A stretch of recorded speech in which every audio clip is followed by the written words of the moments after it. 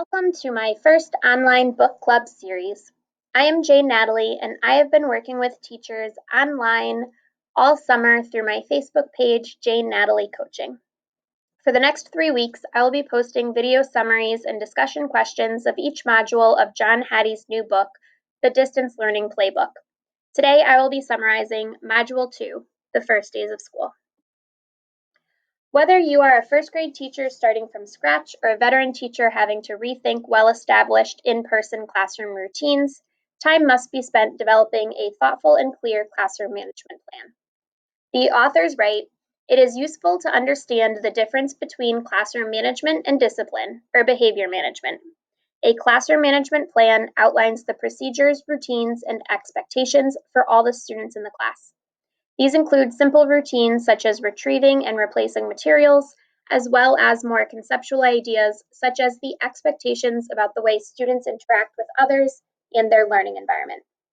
Discipline, or behavior management, is a component of the overall classroom management plan and is devoted to how problem behavior is prevented, as well as the approach one will use in addressing problem behavior.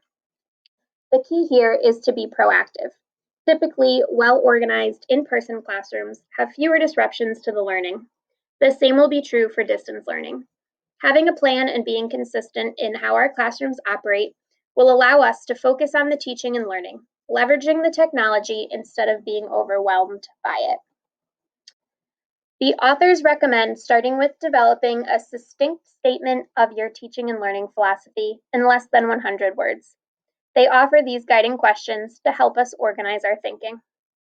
What are your views and beliefs about how teaching and learning should occur in your virtual classroom?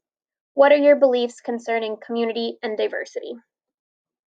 Once you develop your philosophy of teaching and learning, your classroom management should reflect those beliefs. The authors recommend sharing your plan in a child-friendly version with your students and families as part of your introduction. This plan becomes the building blocks of a successful year and include your procedures and routines for how your classroom's going to operate, how you're going to interact with your students, how they'll find their materials, submit assignments, and agree to norms and rules for positive interactions.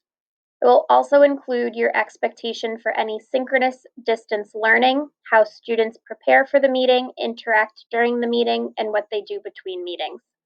It's also important to note that you should develop signals for your students when you start and end the class and transition between activities so that that transition time remains smooth and focused on learning.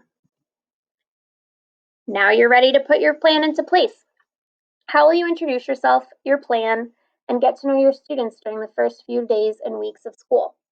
How do you plan on greeting your students every day? How will you make your digital learning space personalized and friendly?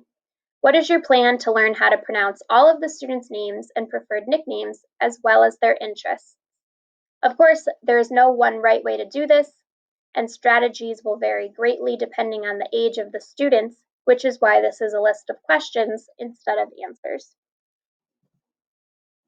Leading up to our live session, I invite you to discuss these questions and more inside our Facebook group called Reinventing Education Post-Pandemic. The link to the group is in the description of this video.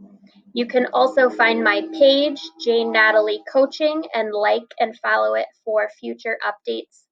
The live Zoom login information will be within the Facebook group and the coaching event page for Thursday, August 27th, 7 p.m. Eastern Time to discuss the first 3 modules of the Distance Learning Playbook. And of course, all asynchronous discussion within the group so that everyone's schedules can be accommodated. I hope to see you there.